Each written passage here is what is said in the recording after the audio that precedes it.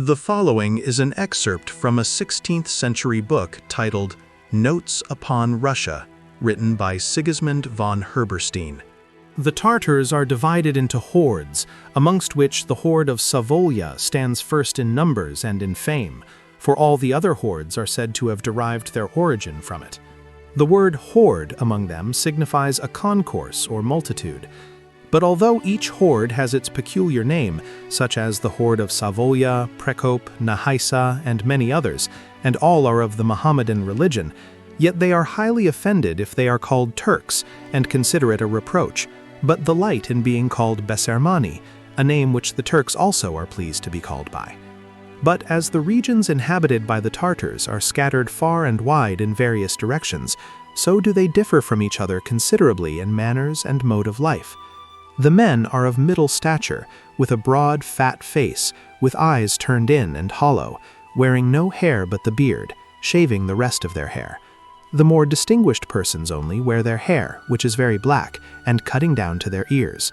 They are strong in frame and of a daring courage, preposterously depraved in the indulgence of their passions, and feeding contentedly on the flesh of animals in whatever manner they may have been killed, except pork, from which they are obliged to abstain by law. They are so patient under the want of food and sleep that they will sometimes endure these privations for 4 days together without in the least relaxing any needful exertion. Again, when they by chance have lighted upon something to eat, they gorge themselves beyond measure, leaving nothing uneaten, and with this kind of surfeit they make amends for their previous fasting. When thus overcome by food and labor, they sleep continuously for 3 or 4 days, and while in this state of deep sleep, the Lithuanians and Russians, into whose country they are accustomed to make sudden eruptions and carry away much booty, fall upon them, and, defenseless as they are, having no sentinels nor any order amongst them, by degrees overwhelm them. Moreover, if during a long ride they are troubled with hunger or thirst, it is a practice to lance the veins of the horses on which they sit, and relieve their craving by drawing their blood, and they think that this is an advantage to the animals. As they nearly all wander on uncertain tracks, they are accustomed to direct their course by the observation of the stars, especially the polar star, called in their language Selesnikol, which means an iron nail. They have no justice among them. When a man stands in need of anything, he can with impunity plunder another of it, and if anyone is complained of before a judge for an act of violence or for having inflicted any injury, the accused does not deny the fact, but simply says that he could not dispense with the article in question, upon which the judge usually gives his judgment by addressing the plaintiff in the following manner: "If you in your turn stand in need of anything, seize it from other people." There are some who say that they are not plunderers. I leave it to others to decide whether they are plunderers or not. For a certainty, the men are most rapacious, because very poor, and are always coveting what is not their own, taking away other men's cattle, plundering, and even kidnapping men, whom they sell to the Turks and others, or else surrendering them upon ransom, reserving the maidens only for their own use. They seldom besiege cities and fortified places, but take great pleasure in burning and plundering small towns and villages, thinking that the greater number of provinces they thus desolate, the larger is the dominion that they have gained to themselves.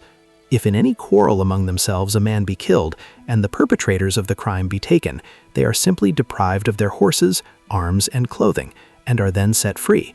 Even a murderer, after giving up his horse and his bow, is dismissed by the judge merely with the charge to go and mind his own business. They are particularly fond of mare's milk, for they think that it makes men fat and strong. They use many herbs for food, especially those which grow near the river Don. Very few use salt. Their kings, on occasions when they distribute food to their people, are accustomed to give 1 cow or 1 horse amongst 40 men, and when these are killed, the chief men take only the intestines and divide them amongst themselves, warming them first at the fire to cleanse them before eating them.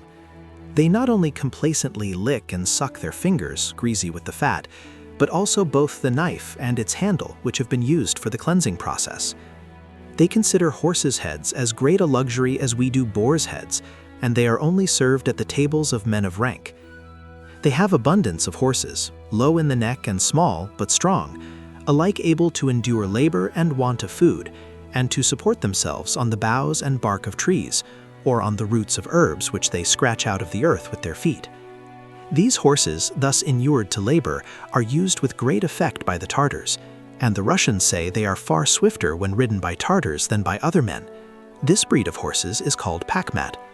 Their saddles and stirrups are of wood, unless they happen to seize or purchase any from the Christians. To save their horses' backs from being rubbed, they protect them with grass or the leaves of trees. They swim across rivers, and if they happen to be fleeing from an enemy whose force they greatly dread, they throw away saddles and dresses and all their baggage and escape in the greatest confusion. Their arms are bows and arrows. A sword is rarely found amongst them. They enter into a contest with the enemy with the greatest boldness from a distance. They do not, however, continue this mode of warfare long, but pretending flight, take an opportunity while their enemies are pursuing them to discharge their arrows backwards, and then, when the ranks of the enemy are broken, turn their horses suddenly round and attack them. When a battle is to be fought upon their native plains, and they have the enemy within arrow's flight, they do not enter into the engagement in regular battle array, but draw out their forces into a winding circle, so as to afford themselves a freer and more certain opportunity of discharging their weapons at the enemy. They observe a wonderful degree of order, both in advancing and retreating. For performing these maneuvers, they have leaders who are very skillful in these matters. But if these should happen to fall under the enemy's weapons, or through fear should make an error in generalship, the confusion of the entire army becomes so great that they cannot again be restored to order, nor be prevailed upon to turn their shafts against the enemy. This kind of contest they themselves from the resemblance call a dance, but if threatened with an engagement in a narrow defile, this stratagem cannot be used, and in that case they betake themselves to flight, because they are not armed either with shield, lance, or helmet, so as to be able to meet the enemy in an engagement hand-to-hand. Their style of riding is such that they sit with the feet drawn up towards the saddle, so as to be able to turn round easily to either side, and if anything should happen to fall which they wish to pick up, they can lean upon their stirrups and easily lift it, and they are so skillful in this maneuver that they can perform it while their horses are galloping. When attacked with spears, they avoid the adversary's blow by suddenly lowering themselves on the opposite side, only holding on to their horses with one hand and foot. When they go out on ravaging expeditions to the neighboring provinces, each man takes with him 2 or 3 horses as a supply, so that when one is tired out, he may use one of the others. They lead the weary horses meanwhile by the hand. Their bridles are very light, and they use whips instead of spurs. They only use geldings in warfare, because they consider them more capable of sustaining fatigue and abstinence. The men use a similar dress to that of the women, except that the latter cover the head with a linen veil, and wear linen breeches like those of sailors. When their queens go into public, they are accustomed to cover their faces, but the rest of the people who live a roving life in the fields wear dresses made of sheepskins, which they never change until they are entirely worn out and ragged with long use. They never stay for any length of time in one spot, for they consider it a great calamity to be obliged to remain long in the same place.